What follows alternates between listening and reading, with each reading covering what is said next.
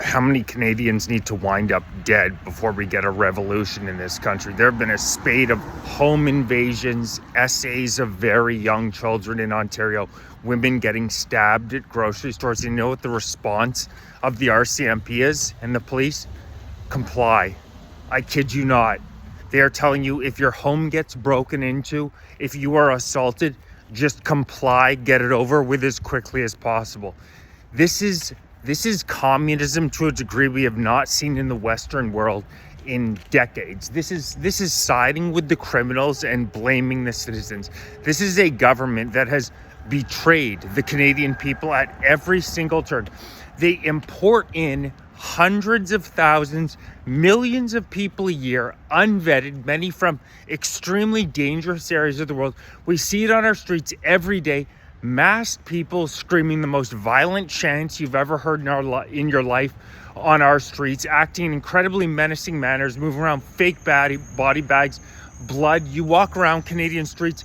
This country has transformed like you wouldn't believe, clearly gotten more dangerous, gotten more violent. Canada has gone from being an incredibly high trust society just a couple of decades ago to a dystopian hellhole thanks to Justin Trudeau, Mark Carney, and these woke lunatics who don't live in the real world.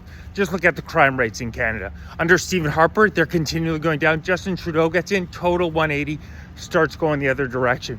And what's the government's response to this much more dangerous world that we are now living in? It's comply. This is insanity. Canadians should be up in arms. This should be front page news on every goddamn newspaper in Canada. We have the police commissioner in Peel, where there were 4 break-ins. A 46-year-old man was killed in front of his children. And what's his message to the public? His message to the public, if this happens at your house, is to comply and just do what the criminals want you to do. These guys are ahistorical morons who have no idea what they're doing.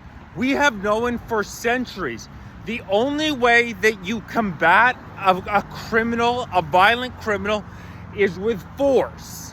That is the only way that you can deal with a violent criminal. And the Canadian justice system is now telling us to do the exact opposite of that.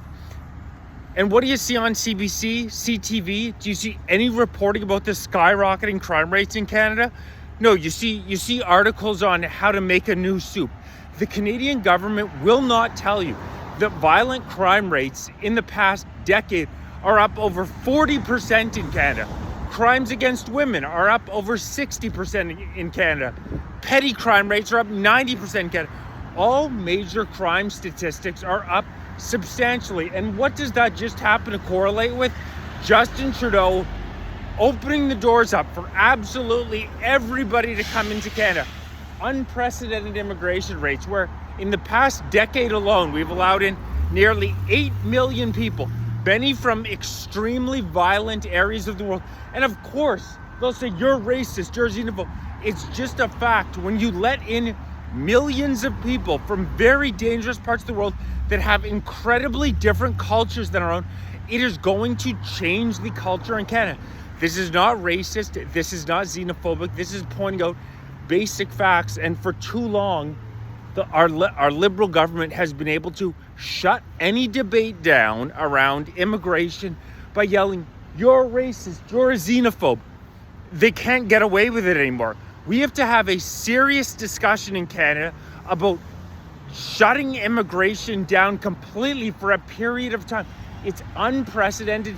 The effects on our society continue to show themselves more and more every day, whether it's the 70,000 Canadians that die needlessly every year because they can't get the health care that they're required to get, whether it's the housing crisis we have, where middle and lower class Canadians cannot afford to live anywhere because we're allowing 1.5 million people into the country at the same time as we're only building 220,000 houses a year, whether it's the drug opioid crisis. There never used to be open crack smoking in Canada. That was something you would maybe see that once a year. Now, when I'm walking to work in the morning, I live 2 blocks away from Parliament Hill. It's a daily goddamn occurrence. Every day you walk by, there's 25 people tweaking out. The ways that our society is shifting, Canadians cannot continue to stick their heads in the sand and act as though this is not happening. This continues to become more and more of a communist hellhole where the police officers are telling us we're making your society much more dangerous. That is an objective fact. Not only do you see it everywhere that you look around, but you look at the statistics that I just cited. Every single violent crime rate in Canada has shot up in the past decade.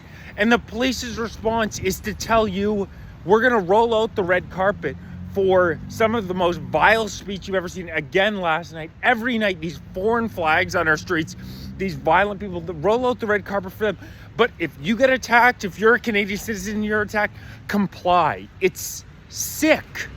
It's sick. There's no other way to describe it. We have criminals on the street.